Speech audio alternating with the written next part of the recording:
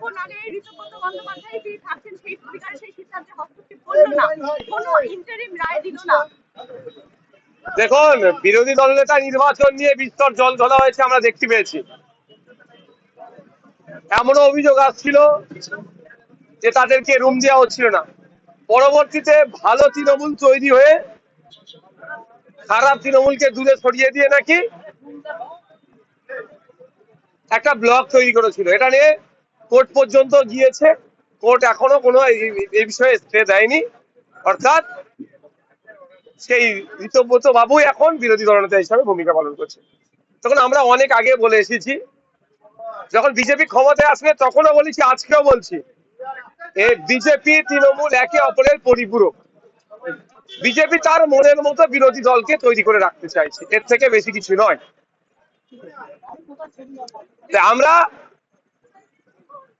বিগত 5 বছর আইএসএফ বামেদের জোটে সংযুক্ত মোর্চার হয়ে আমি একা লড়াই করেছিলাম অ্যাসেম্বলি হাউসের মধ্যে। এবারে বামেদের পক্ষ থেকে বিধায়ক এসেছেন, আমি আছি, কংগ্রেস আছে, আরো যারা আছে, তারা যে প্রকৃত বিরোধী হয়ে যে লড়াই করা দরকার সেই লড়াইটা আমরাই দেবো। তৃণমূল কংগ্রেসের অ্যাকাউন্ট সুইচ করার জন্য তৎকালীন কোষাধ্যক্ষ অরূপ বিশ্বাস তিনি একটি চিঠি দিয়েছেন, আর যাতে এই অ্যাকাউন্ট কেউ ব্যবহার না করতে পারে। এই মুহূর্তে এটা হচ্ছে বিজেপিকে মিস কল দেওয়া হচ্ছে, এটা বিজেপিকে মিস কল দেওয়া হচ্ছে, বোঝানো হচ্ছে আমি আগামী দিনে ভালো তৃণমূলের নাম লিখাতে চাইছি। আমি মমতা ব্যানার্জি, অভিষেক ব্যানার্জি তৃণমূলকে টাইট দিতে চাইছি।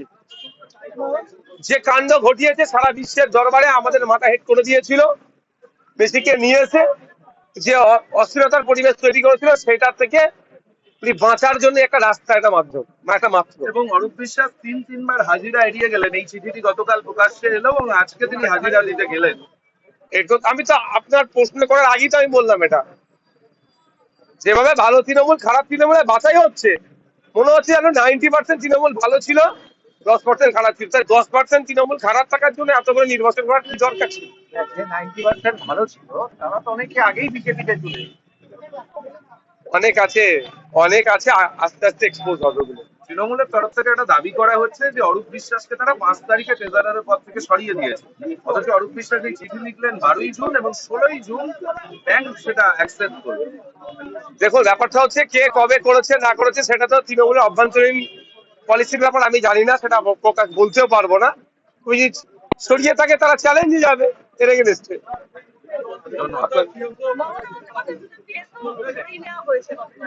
দেখুন, ক্যালকাটা পুলিশ বা ওয়েস্ট বেঙ্গল পুলিশের সিকিউরিটির কিরকম নর্মস এন্ড কন্ডিশন আছে আমি বলতে পারবো না।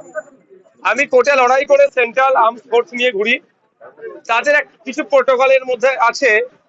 সিকিউরিটি যারা প্রোভাইড করে আমাদেরকে ম্যাক্সিমাম 6 মাস, সে পিএসও বলুন বা কনস্টেবল বলুন বা এএসআই বলুন বা এসআই বলুন, যে লেভেলের অফিসার থাকুক না কেন, ম্যাক্সিমাম 6 মাস আমার কাছে থাকে।